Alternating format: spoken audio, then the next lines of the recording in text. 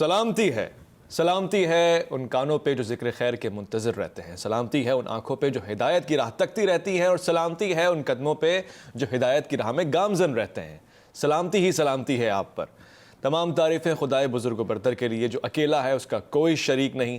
درود لامحدود محبوب رب الودود، راحت العاشقین، مراد المشتاقین، حضرت محمد مصطفیٰ صلی اللہ علیہ وسلم، آپ کی آل پاک، آپ کے جانثار انصار اور اصحاب پر۔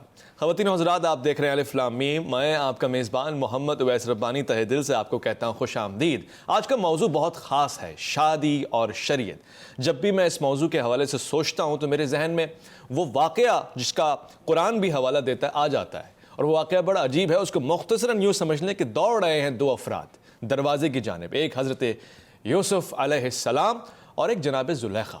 کہ دونوں دروازے کی طرف دوڑ رہے ہیں۔ ان کا دوڑنا ایک جیسا بھی ہو سکتا ہے، مگر ایک کا دوڑنا اللہ کے لیے ہے اور ایک کا دوڑنا اللہ کی مخالفت میں ہے۔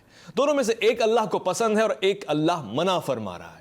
یعنی آپ کام ایک ہی کر رہے ہیں، مگر کسی میں اللہ کی مرضی شامل ہو گئی تو اس کو مبارک کہہ دیا، سلامتی والا کہہ دیا، اس کو اپنے امان اور حفظ میں لے لیا، اور وہی کام کرتے ہوئے آپ اللہ سے دشمنی بھی کر سکتے ہیں، اس کی مخالفت بھی کر سکتے ہیں۔ یعنی اللہ کی رضامندی طلب کرنا ہے، کام تو سب ایک جیسا ہی ہے۔ شادی زندگی کا ایک خوبصورت سا پہلو ہے، اور جن و انس میں یہ معاملات پائے جاتے ہیں۔ انسان اپنی بستیاں آباد کرتا ہے، اپنی نسلیں آباد کرتا ہے، مگر اس کے تقاضے کیا ہیں، ضروریات کیا ہیں، اور اس کی وجوہات کیا ہونی چاہیے، مقاصد کیا ہونے چاہیے، رشتہ لے جاتے ہوئے کیا چیز پیش نظر رکھنی چاہیے، اور رشتہ آئے تو کن چیزوں کو پیش نظر رکھنا چاہیے، اس موضوع پہ آج گفتگو ہوگی۔ میں خوش آمدید کہنا چاہتا ہوں، بہت ہی پیارے، بہت ہی اچھے، ہر دفعہ ہماری رہنمائی کرتے ہیں، اور جب جب ان سے ہم نے سوالات پوچھے ہیں مستقل ثبوت کے ساتھ، دلائل کے ساتھ ہمیں جوابات ملے۔ مفتی فضل سبحان صاحب، السلام علیکم ورحمۃ اللہ۔ وعلیکم السلام ورحمۃ اللہ۔ میں خوش آمدید کہنا چاہتا ہوں آج کے ہمارے دوسرے مہمان، شعبہ طب سے بھی آپ کا تعلق ہے، شعبہ دین سے بھی آپ کا تعلق ہے، بہت ہی پیارے انداز سے رہنمائی فرماتے ہیں اور بہت جانے مانے ہیں، مختلف ٹی وی چینلز پہ آپ ان کو دیکھتے رہے ہیں۔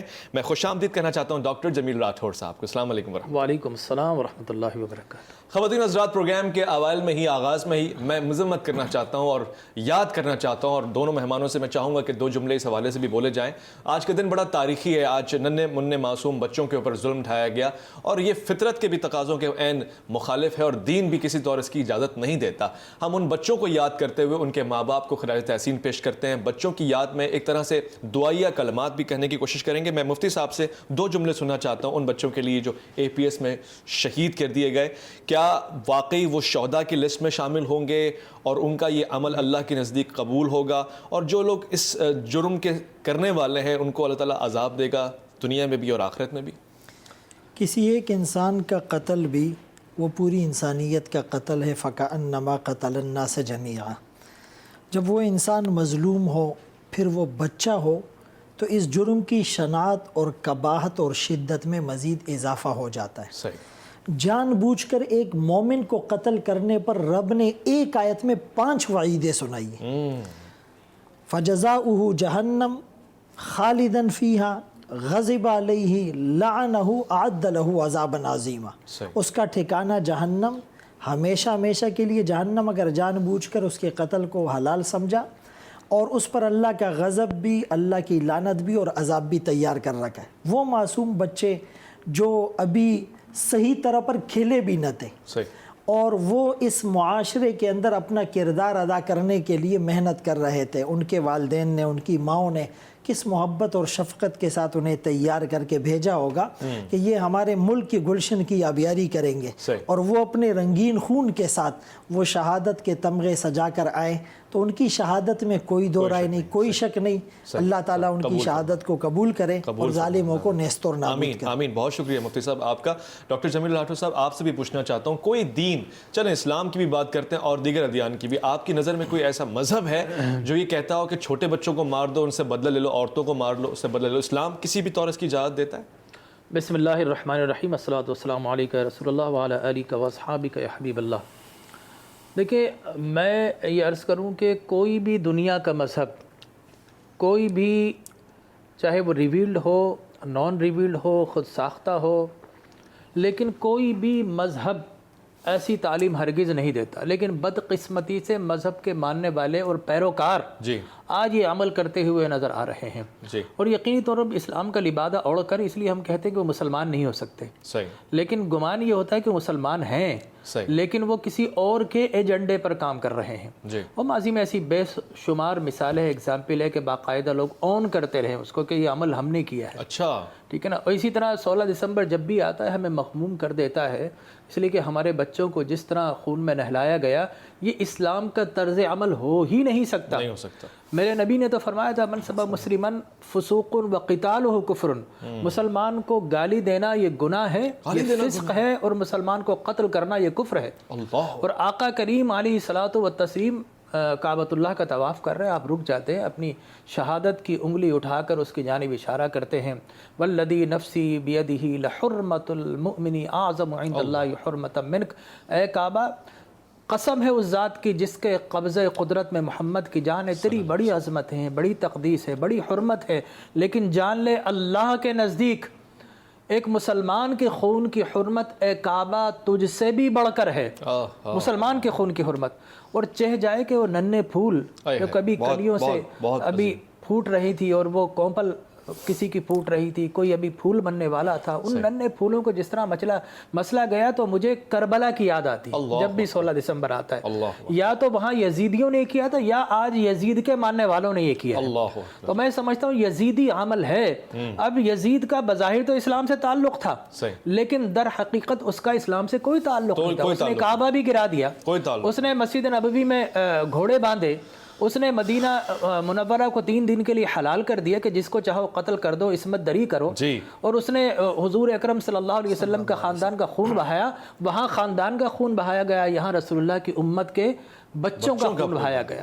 تو میں یہ سمجھتا ہوں کہ وہ جو بھی اعلیٰ کار ہیں وہ سفاک ہیں, وحشت ناک, دہشت ناک, وہ بربریت و فسطائیت کی داستان رقم کی ہے. دنیا کے مذہب کی تو بڑی شان ہے, کوئی مہذب معاشرہ بھی ایسا نہ سوچ سکتا ہے, نہ کر سکتا ہے. پرزور آواز میں مذمت ہے الف لام میم کے پلیٹ فارم سے, اور یہ تاریخی ہے.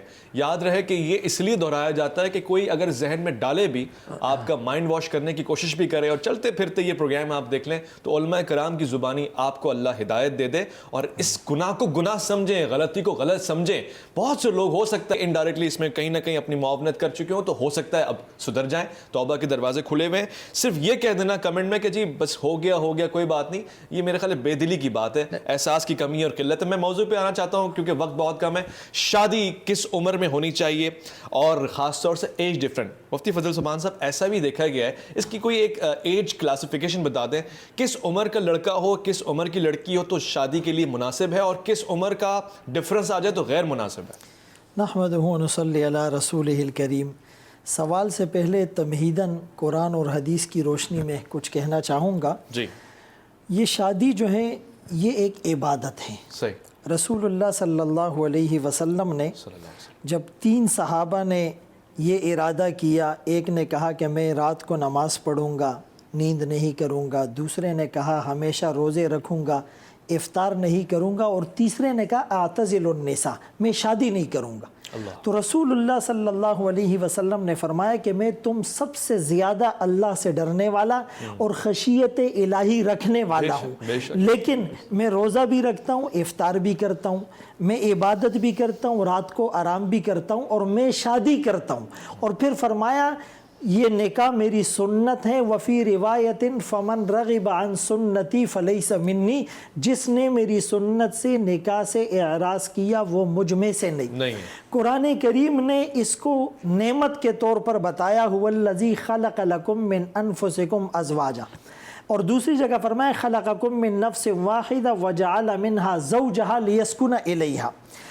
بلکہ حدیث پاک میں رسول اللہ صلی اللہ علیہ وسلم نے نکاح کو نصف ایمان قرار دیا. فرمایا جس نے شادی کر لی تو اس نے آدھا دین مکمل کر لیا. فَلْيَتَّقِ اللَّهَ فِي النِّصْفِ الْبَاقِي, بقیہ آدھے دین میں وہ اللہ سے ڈرتا رہے. تو اگر ہم اس عبادت کو اللہ کا حکم سمجھ کر، رسول اللہ صلی اللہ علیہ وسلم کی سنت سمجھ کر سنت طریقے پر کرنے جائیں گے تو انشاءاللہ اس سے ہماری دنیا اور آخرت بنے گی۔ سوال کا تعلق دیکھیں، اس میں فقہا نے بہت سی باتوں کو جمع کیا ہے۔ یہ جو آپ کا سوال ہے نا، اس کو فقہا کی اصطلاح میں کفو کہا جاتا ہے۔ کفو برابری کو کہا جاتا ہے۔ وہ برابری عمر میں ہو، وہ برابری خاندان میں ہو، وہ برابری ان کی قابلیت میں ہو، وہ برادری عورتوں کے مہر مثل میں ہو، وہ برادری ان کے حسن میں ہو۔ رسول اللہ صلی اللہ علیہ وسلم نے فرمایا عورت سے شادی کی جاتی ہے 4 وجہوں سے، لمالہا ولجمالہا ولحسبہا ولدینہا فاصفر بذات الدین تربت یداک۔ فرمایا یا اس کا مال دیکھ کر، یا حسن و جمال دیکھ کر، یا خاندان دیکھ کر، یا دینداری اور کریکٹر کو دیکھ کر، فرمایا تم دینداری کو ترجیح دو۔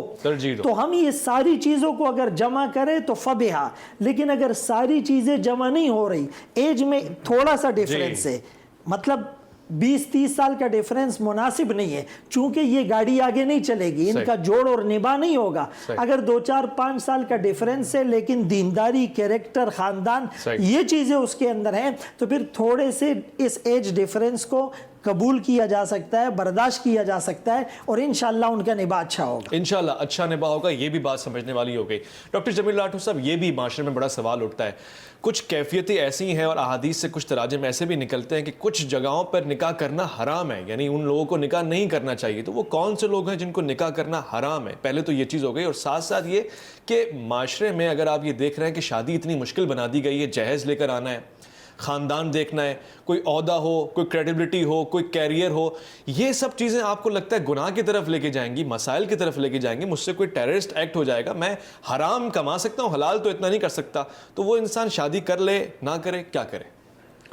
جی ہاں، بالکل آپ کا سوال، اس کے جواب کی طرف آتا ہوں، لیکن پہلے جو آپ کا سوال تھا کس عمر میں شادی ہونی چاہیے، تو اسلام نے پیوبک ایج پر جب کوئی پہنچ جائے، لڑکا یا لڑکی، جی، تو اب سرکار دو عالم صلی اللہ علیہ وسلم نے فرمایا کہ جو بچہ اگر بلوغت کو پہنچ جاتا ہے اور اس کی شادی نہیں کی جاتی، اب اگر کوئی گناہ کرے گا تو کل قیامت میں اس کی جواب پرسی اس کے والد سے ہوگی، اس کے والدین سے ہوگی۔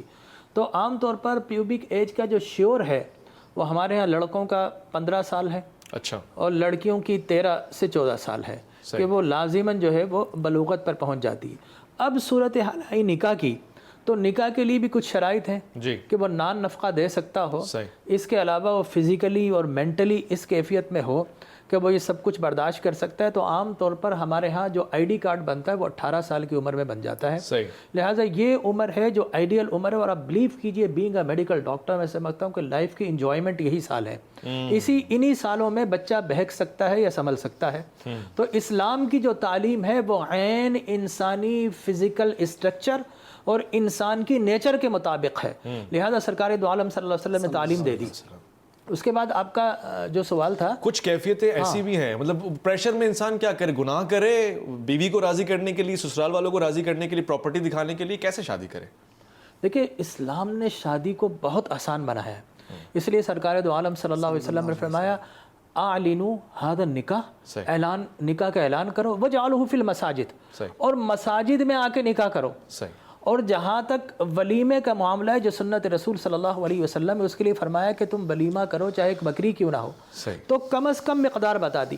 اب ہمارا معاشرتی المیہ یہ ہے کہ چونکہ ہم اس سب کانٹیننٹ میں ہندوازم زیادہ تھا، لہٰذا کسی حد تک ان سے بہت سارے معاملات میں ہم متاثر ہوئے، جیسے اب وہاں پر باقاعدہ مہندی ہے، مائیوں ہیں، دیگر فنکشنز ہیں، پھر اس کے بعد جو ہے وہ باقاعدہ پھیرے ہیں، وہ تو مذہبی رسومات آ گئی، لیکن اس کے ساتھ دکھاوا بہت زیادہ ہے۔ بچی کو آپ کیا دیا جا رہا ہے، اس کو کیا دیا، 3 دن تک جہیز دکھانا، یہ اسلام کے مطابق ہرگز نہیں ہے، بلکہ اسلام کے برخلاف ہے۔ اسلام نے تو شادی ایک جبلی خواہش ہے، اس کو آسان بنایا ہے. حضور اکرم صلی اللہ علیہ وسلم نے تو فرمایا کہ آسان کرو آسان کرو، وبشروا ولا تنفروا.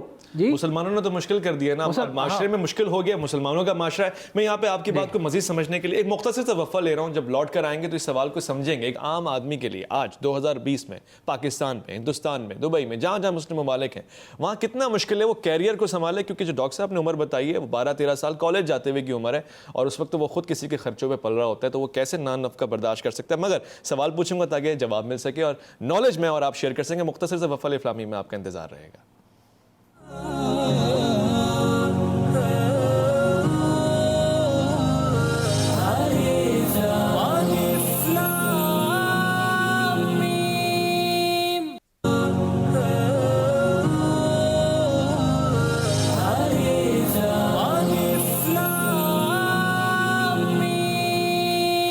خوش آمدید. بہت سارے لوگوں کے سوالات بھی ہم تک پہنچ رہے ہیں اور یہ بہت موضوع خاص والا ہے، خاصیت والا ہے، خاص توجہ والا ہے، خاص فکر والا ہے. ہمارے معاشرے میں ایسے بہت سارے نوجوان خواتین و حضرات ہیں، مرد اور عورت ہیں، عزیز و جانمن ہیں، ایسے تمام لوگ جو شادی کرنا چاہتے ہیں مگر ظاہر ہے کچھ ضروریات ہیں جن کو وہ پورا نہیں کر سکتے. اب وہ جو فطری ضرورت ہے وہ کیسے پورا کریں، یہ میرا سوال ہے. ڈاکٹر جمیل راٹھور صاحب، وہ فطری ضرورت تو کھڑی ہو گئی ہے، ماں باپ نہیں کر رہے، دین کے احکامات اپنی جگہ، معاشرہ بھی تو کھڑا ہے نا. یہ وہی معاشرہ ہے جہاں آپ دوسری تیسری شادی کرتے ہیں تو معاشرہ آپ کو ایک گندہ یا خراب یا کرپٹ آدمی سمجھتا ہے یا ومناظر سمجھتا ہے.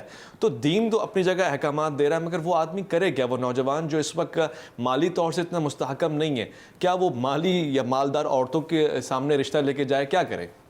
دیکھیے میں آپ سے عرض کروں کہ اسلام کو ہم جب یہ بولتے ہیں کہ فطری مذہب ہے، سرکار دو عالم صلی اللہ علیہ وسلم نے فرمایا کہ من احب فطرتی فلیتسنى بسنتی ومن سنت النکاح.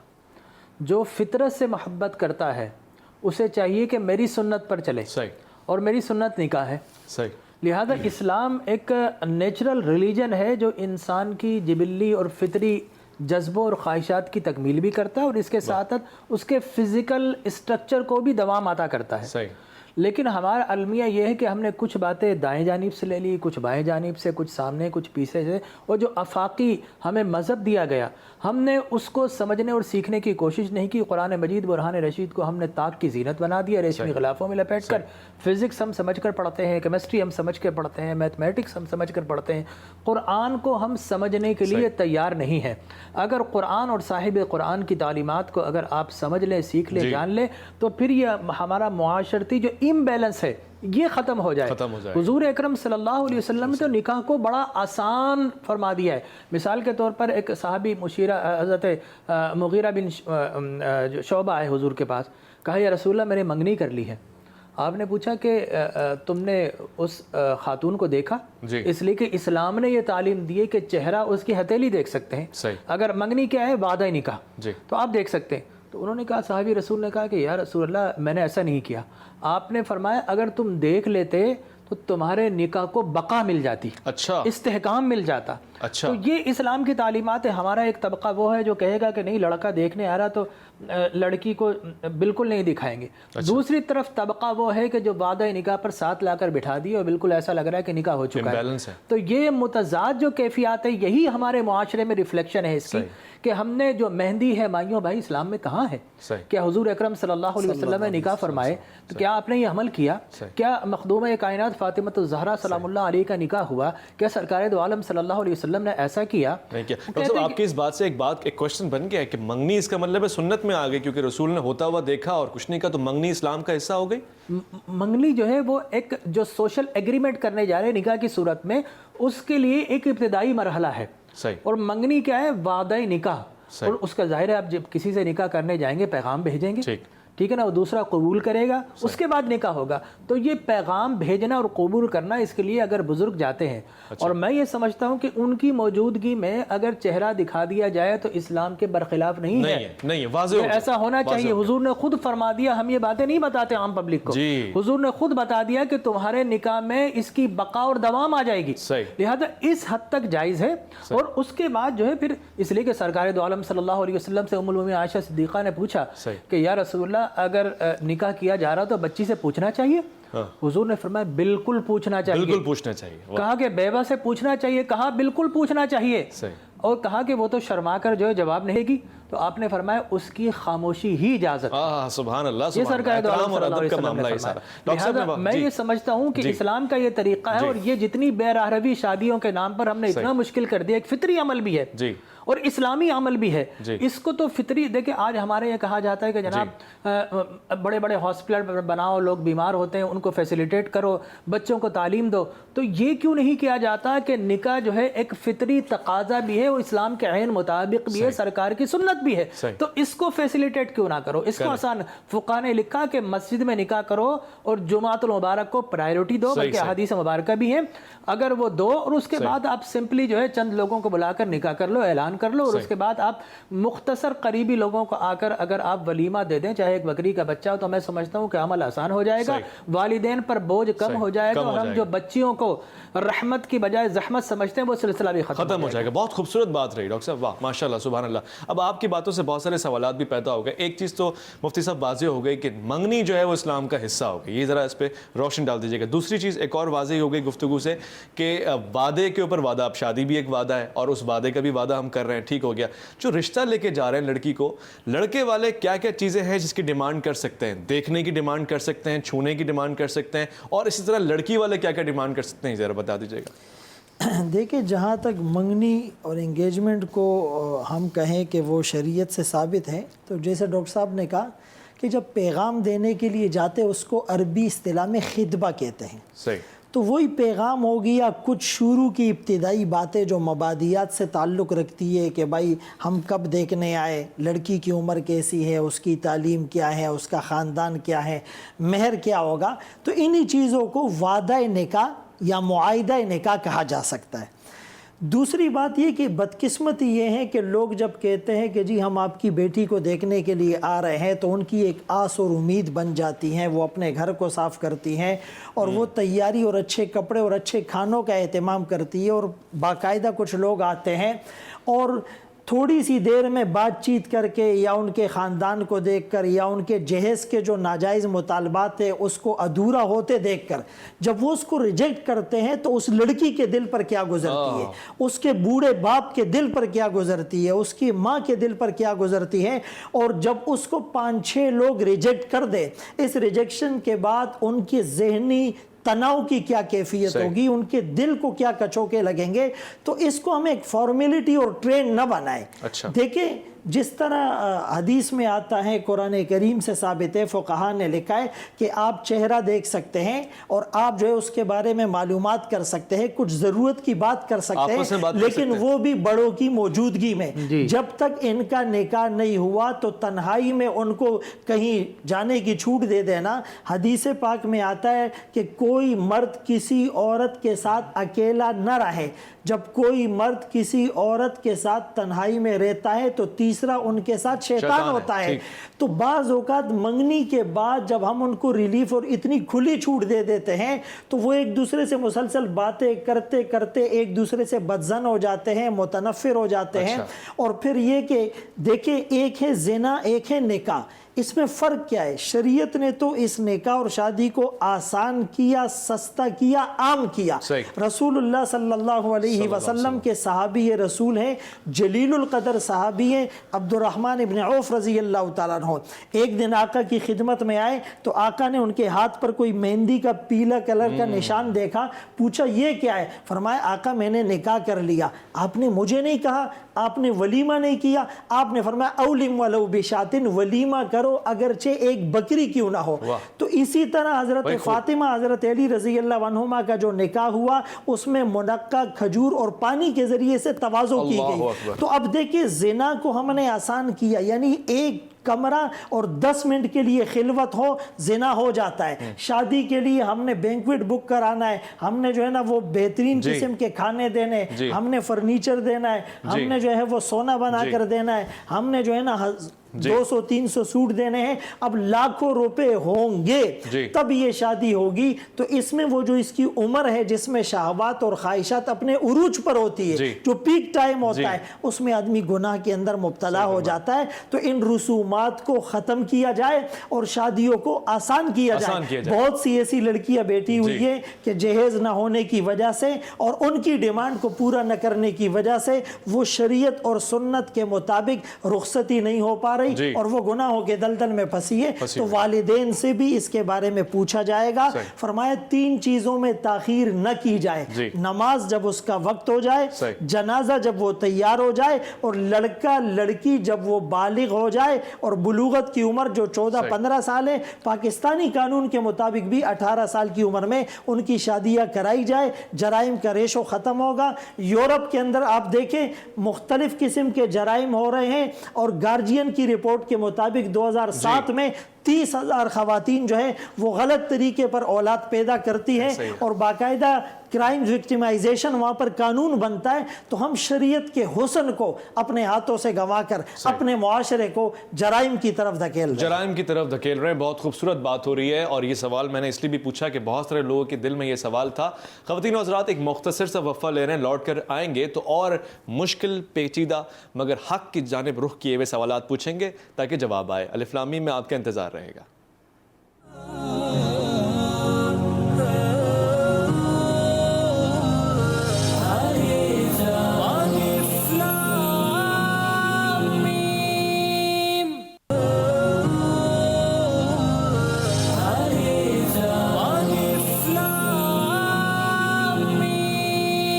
خوش آمدید خواتین و حضرات. اس سے پہلے بھی ایک پروگرام ہمارا بڑا شاندار ہوا, انشاءاللہ ہوتے رہیں گے, اور بریک کے دوران ہماری گفتگو چل رہی تھی. بہت اچھا ماحول ہے یہاں پہ, اور ادب کی ایک کیفیت بھی میں یہاں پہ دیکھ رہا ہوں. ڈاکٹر جمیل راٹھوڑ صاحب جیسے لوگ پاکستان میں واقعی بہت کم ہیں. دیکھیں آپ کی خوبیاں بہت ساری ہیں, آپ ڈاکٹر بھی ہیں, اس کے علاوہ حافظ بھی ہیں. قرأت کے معاملے میں آپ کو معلوم ہے یہاں گزشتہ ایک عرصے سے کراچی میں ایکسپو سینٹر میں تراویح پڑھا رہے ہیں, اور اس کے علاوہ دیگر خوبیاں بھی آپ میں بہت ساری ہیں. تو چونکہ علمی اور سائنس کے حوالے سے گفتگو ہو رہی تھی تو ایک بہت پیارا سا ایک مناظرہ سا چھڑ گیا, ایک بحث سی ہو گئی, اور اس میں ایک پروڈکٹیو بات تھی کہ پاکستان حکومت کو دیکھنا چاہیے کہ ایسے لوگوں کو ایوارڈز ملیں لگاتار, بجائے یہ کہ اداکاروں کو ملیں, گلوکاروں کو ملے. مفتی فضل صباح صاحب نے بھی اس کی حمایت کی کہ ہاں بالکل ملنا چاہیے. اب معاملہ یہ تھا کہ کچھ 10 نام ایسے گنوائے جا سکتے ہیں. ڈاکٹر جمیل راٹھوڑ صاحب نے کہا کہ 10 نام کچھ ایسے گنوا دیں جو میری کیلیبر کے ہوں, یعنی کہ ان کا میڈیکل میں بھی ہو, ڈاکٹر بھی ہو, حافظ قرآن بھی ہو, عالم دین بھی ہو, فاضل بھی ہوں. تو مفتی فضل صبحان صاحب کچھ نام لے کر آئے, اور میں چاہوں گا تاکہ یہ بات, یہ کیفیت سمجھ میں آئے, انڈرسٹینڈنگ بنے کہ ایسے لوگ ہیں بہت سارے. تو وہ کیا معاملہ ہے؟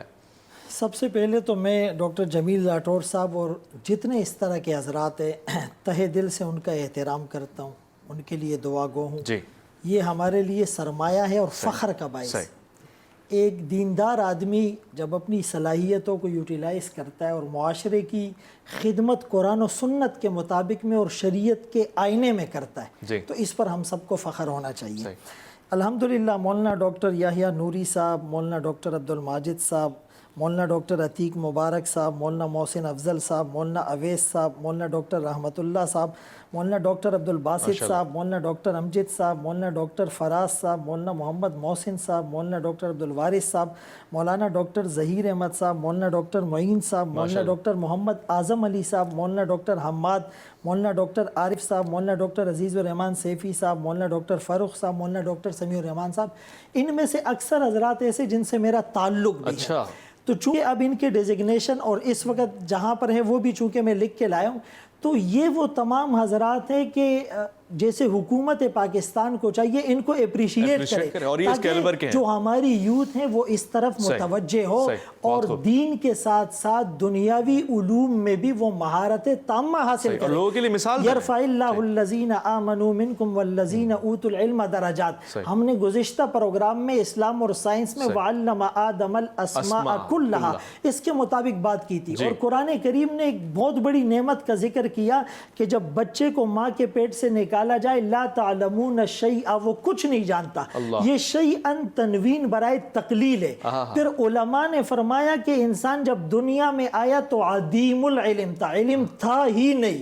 اللہ نے جعل لکم السمع والابصار والافئدہ علم دیا، اب یہ ڈاکٹر بنا، انجینئر بنا، مفتی بنا، عالم بنا، فلسفر بنا، ہزاروں کتابیں پڑھنے کے بعد بھی اس کا علم قلیل ہے۔ وما اوتیتم من العلم الا قلیلا، یہ اپنے علم پر اترائے نہیں، عاجزی اس کے اندر نظر آئے۔ اور قلیل علم بھی ہمیشہ نہیں رہے گا، ایک اسٹیج ایسا آئے گا کہ یہ قلیل العلم بھی علیل العلم بن جائے گا، لکی لا یعلم من بعد علم شیئا، اب وہ باتیں یاد نہیں رہے گی، اب وہ حدیثیں یاد نہیں رہے گی، اب اس طرح قرآن نہیں سنا پائے گا، اب اس طرح اس کے بیان کے اندر چاشنی اور وہ جو ہے انداز نہیں ہوگا۔ تو اس طرح کے تمام لوگوں کو جب حکومت اپریشیٹ کرے گی، حوصلہ افزائی کرے گی، تو ہماری یوتھ آگے بڑھے گی۔ ٹھیک، بالکل خوب۔ ڈاکٹر صاحب 10 یا 15 نام ایسے آگئے، ایسے لوگ تو ہیں پاکستان میں الحمدللہ، اور وہ بات بھی پوری ہو گئی، اب کیا کہیں گے؟ میں اپنا حسن زن ہے، مفتی صاحب نے جو نام دیے میں اس پہ حسن زن رکھتے ہوئے ایکسیپٹ کرتا ہوں۔ صحیح، ماشاءاللہ۔ میرا کہنا یہ تھا کہ الحمدللہ MBBS ڈاکٹر ہونے کے ساتھ ساتھ باقاعدہ جو ہے وہ درس نظامی کی تکمیل، پھر قرآن کا حفظ، اور پھر قرات و تجوید، صحیح، ٹھیک ہے نا، ان 4 چیزوں کی ہم نے بات کی تھی۔ اور باقی یہ کہ بہت سارے ڈاکٹرز ایسے ہیں جنہوں نے MBBS کرنے کے بعد جسٹ لائک می انہوں نے درس نظامی کو مکمل کیا دین کی محبت میں، صحیح، لیکن کچھ حفاظ نہیں ہیں، صحیح، کچھ قرہ نہیں ہے۔ صحیح۔ یہ اللہ تبارک و تعالیٰ کا کرم ہے کہ MBBS سے پہلے ہی ہم حافظ بھی تھے، قاری بھی تھے، اور الحمدللہ 30 سے زائد محرابیں بھی ہو چکی ہیں۔ ڈاکٹری میں نے پاس کی تھی، MBBS کی ڈگری میرا 93-94، صحیح، ٹھیک ہے نا، اس کے بعد درس نظامی۔ تو یہ ایک بحث تھی، لیکن اور یقیناً صحیح کہا انہوں نے، پوری آدم علیہ الصلوۃ والتسلیم سے لے کر آخری آدمی تک اللہ نے وما اوتیتم من العلم الا قلیلا، سب کو علم قلیل عطا کیا، لیکن آمنہ کے لال کی باری آئی، وعلمک ما لم تکن تعلم وکان فضل اللہ علیک عظما، سب کو علم قلیل عطا کیا ہے، اے آمنہ کے لال تجھے علم عظیم عطا کیا ہے۔ تو آپ کی علوم کے فیض ہیں، سرچشمے ہیں کہ لوگ ڈاکٹر ہیں لیکن دین کی طرف آ رہے ہیں، ٹھیک ہے نا، لوگ دیندار ہیں وہ ڈاکٹری پڑھ رہے ہیں، لوگ دین کی محبت جو ہے یہ علم مصطفیٰ کا فیض ہے، یہ رسول اللہ کے کو ماننے کا فیض ہے، یہ قرآن کو ماننے کا فیض ہے، یہ اللہ کی وحدانیت، وحید و توحید کے نغمے ہماری زبان پر جاری ہوتے ہیں، اللہ ہمیں علم عطا کرتا ہے۔ لیکن آج اگر علم کی بات کرتے ہیں تو علم مسلمانوں کا علم اور اغیار کا علم، اس میں بہت زیادہ ڈیفرنس ہمیں نظر آتا ہے۔ صحیح کہہ رہے ہیں، صحیح کہہ رہے ہیں۔ موضوع سے کہیں ہم نکل نہ جائے، میں شادی پہ بھی رہنا چاہتا ہوں، آپ نے ایک ہی شادی کیوں کی، اکتفا کیوں کیا؟ ایک تو 4 کی اجازت ہے، تو پھر وجہ کیا ہے؟ میں کچھ مثال بنانا چاہ رہا ہوں۔ دیکھیں قرآن مجید برہان رشید کی آیت کا ہم بعض اوقات پورا ترجمہ نہیں پڑھتے، اور مرد حضرات بڑے بغلیں بجاتے ہیں، خوش ہوتے ہیں کہ جی 4 کی اجازت ہے۔ جی، قرآن مجید برہان رشید نے کہا طاب لکم من النساء مثنی و ثلاث و رباع فإن خفتم اللہ تعدلوا فواحدہ، کہ تم 1 کرو، 2 کرو، 3 کرو، 4 کرو، لیکن اگر تمہیں خوف ہو کہ تم عادل نہیں کر سکو گے، بیلنس نہیں رکھ سکو گے، تو پھر ایک ہی کرو۔ تو میں یہ سمجھتا ہوں یہ بیلنس کرنا ممکن ہی نہیں ہے میرے لیے کہ میں دونوں کو ایک جیسا، کہیں پر میں عید آ گئی، اب میں پہلے جس سے جا کر ملوں گا، دوسرا جس سے جا کے ملوں گا، تو یقینی طور پر عدل تو نہیں کر سکا۔ جو پہلے جس سے ملا وہ فوقیت لے گئی، جس کو پہلے مسکرا کر دیکھا فوقیت۔ عدل ہم عام طور پر کر پاتے ہیں نان نفقے کے اندر اور دیگر چیزوں میں، مکانات کے اندر، ان چیز، اور عدل سے مراد یہی ہے، ٹھیک ہے نا، باقی محبت کے معاملات کی تو اجازت دی گئی ہے۔ اب صورتحال یہ ہے کہ حضور اکرم تاجدار کائنات صلی اللہ علیہ وسلم جب تک آپ کی زوجہ اول مخدومہ اسلام حضرت سیدنا خدیجۃ الکبریٰ سلام اللہ علیہا جب تک حیات سے رہیں، سرکار نے دوسرا نکاح نہیں کیا۔ اس چیز کو بھی دیکھنا چاہیے، آپ نے دوسرے نکاح اس وقت کیے جب ان کا انتقال ہو گیا۔ تو میں سمجھ یہ نہ کہہ دیجیے کہ آپ اپنی پہلی بیوی کے انتقال کا انتظار کر رہے ہیں، ٹھیک ہے نا، ایسا ہرگز نہیں۔ شاید وہ چاہے تو ہمارا بھی آدھا سب کچھ لے جائے، ٹھیک ہے نا، یہ محبت ہے۔ اور یقینی طور پر جب اگر، اور میں آپ سے ایک عرض کروں کہ اس معاشرے کا تو المیہ یہاں پر ایک نہیں کی جاتی، آپ دوسری اور تیسری کس طرح کریں گے؟ یہاں پر تو جس طرح مفتی صاحب نے زنا کو آسان کر دیا، نکاح کو مشکل بنا دیا۔ दिया, ठीक है। नतीजा निकला कि ज़िना जो है मरहले मरहले पर नज़र आता है, और आज आप देखिए कि हमारी मासूम कलियों को, बच्चियों को रोंदा जा रहा है। वो क्या है? ये जो आपके हाथ में 4 और 5 इंच का जो मीडिया आ गया है, इसको आपने आज़ाद कर दिया, इसको आपने बैन नहीं किया। नतीजा ये निकला कि वो लोग जो अभी मैच्योर नहीं हुए, गाँव देहात के अंदर रहते हैं, वो जब ऐसी चीज़ देखते हैं तो उन्हें जब मिले, जहाँ मिले, वो जानवर और हैवान बन जाते हैं, अपनी ज़रूरतों को पूरा करने लग जाते हैं। अगर मैच्योर होने के बाद अगर किसी को बिठाया जाए तो मैं ये समझता हूँ कि वो निस्बतन ज़्यादा इन चीज़ों को काउंटर कर सकता है। लेकिन गाँव और देहात वालों को आपने टूल्स दे दिए हैं, तो मैं ये समझता हूँ निकाह को आसान कीजिए, फिर हो सकता है आपकी ख्वाहिश में पूरी कर दूं। माशाल्लाह, सुभान अल्लाह, बहुत शुक्रिया डॉक्टर जमील राठौर साहब आपका, बहुत शुक्रिया मुफ्ती फजल सुभान साहब आपका। बहुत सारे सवाल रह गए, तशनगी रह गई, तलब रह गई, प्यास रह गई, और यकीन जाने अभी तो हमने समझना था कि जब शादी के लिए जाएं तो क्या अहकामात है, इसको पेश नजर रखना चाहिए, किस तरह से लड़की को हाँ कहना है, किस तरह ना कहना है। अभी तो माइयों, मेहंदी, इन सब चीज़ों को समझना था, मगर चूंकि दामन वक्त में गुंजाइश ही नहीं बची है, तो फिर किसी और दिन, कल, 5 परसों किसी और दिन इंशाल्लाह प्रोग्राम जारी रहेगा। अलिफ लाम मीम को देखते रहिएगा, फीडबैक देते रहिएगा, अपना ख्याल रखिएगा, मगर अपने से बढ़ के ख्याल रखिएगा मुल्क पाकिस्तान का, इस्लाम की नज़रियाती हुदूद का। अल्लाह की अमान में।